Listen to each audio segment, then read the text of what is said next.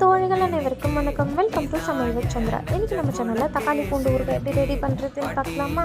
Idli, dosa, chapati, bread, rice இது எல்லாத்துக்குமே இது செம்ம காம்பினேஷனாக இருப்பாங்க. லாங் ட்ராவல்லாம் போகிறீங்கன்னா இது ரெடி பண்ணி எடுத்துகிட்டு போனாலே ஒரு ப்ரெட்டோடு வச்சு சாப்பிட்டா கூட வயிறு நல்லா ஃபில்லிங்காக இருக்கும். 4 தக்காளி அந்த மாதிரி கட் பண்ணி எடுத்துக்கலாம்.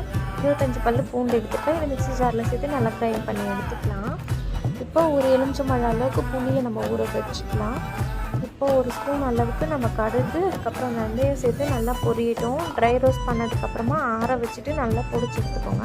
இந்த பவுடரை நம்ம கொஞ்சம் எக்ஸ்ட்ரா ரெடி பண்ணி வச்சுக்கிட்டா கார குழம்பு அதுக்கப்புறம் புளி சாதத்துக்குலாம் சேர்க்கும்போது இன்னும் நல்லா டேஸ்ட்டாக இருக்கும்.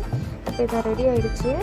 இப்போ ஒரு கடாயில் 25 ml நம்ம எண்ணெய் சேர்த்துக்கிட்டு அரைச்சி வச்சு விழுது புளி ரசல் சேர்த்து நல்லா கொதிக்க வச்சிடலாம். அது நல்லா கொதிச்சதுக்கப்புறம் மஞ்சள் தூள், மிளகாத்தூள், அதுக்கப்புறம் தனியாத்தூள், அரைச்சி வச்சுருக்க பவுடர் எல்லாமே சேர்த்துட்டு நல்லா மிக்ஸ் பண்ணிக்கலாம். தேவையான அளவுக்கு உப்பு சேர்த்து நல்லா மிக்ஸ் பண்ணிக்கோங்க. ஒரு 10 நிமிஷம் அது நல்லா கொதிச்சதுக்கப்புறமா கொஞ்சம் நல்லா சுண்டும் இல்லையா, அந்த ஸ்டேஜில் நம்ம ஒரு ஸ்பூன் அளவுக்கு வெல்லம் சேர்த்துக்கலாம். வெல்லம் இல்லை நாட்டு சக்கரை எது வேணாலும் சேர்த்துக்கலாம். அதை நல்லா சுருண்டு இந்த மாதிரி எண்ணெய் பிரிஞ்சு வர ஸ்டேஜில் ஆற வச்சுட்டு ஒரு கண்ணாடி பாட்டிலில் போட்டு வச்சோம்னா 1 வாரம் வரைக்கும் அது கெட்டு போகாமல் இருக்குங்க. ஃப்ரிட்ஜில் இருக்கோன்னா வெளியே வச்சு நம்ம யூஸ் பண்ணலாம். இந்த மாதிரி வீடியோஸ் பார்க்க என்னோடய சேனலை சப்ஸ்கிரைப் பண்ணிக்கோங்க. என்னோடய இன்ஸ்டா பேஜையும் ஃபாலோ பண்ணிக்கோங்க. அவ்வளோதான். மீதி இருக்க கடையில் சாப்பாட்டை போட்டு பரசி சாப்பிட வேண்டியதான்.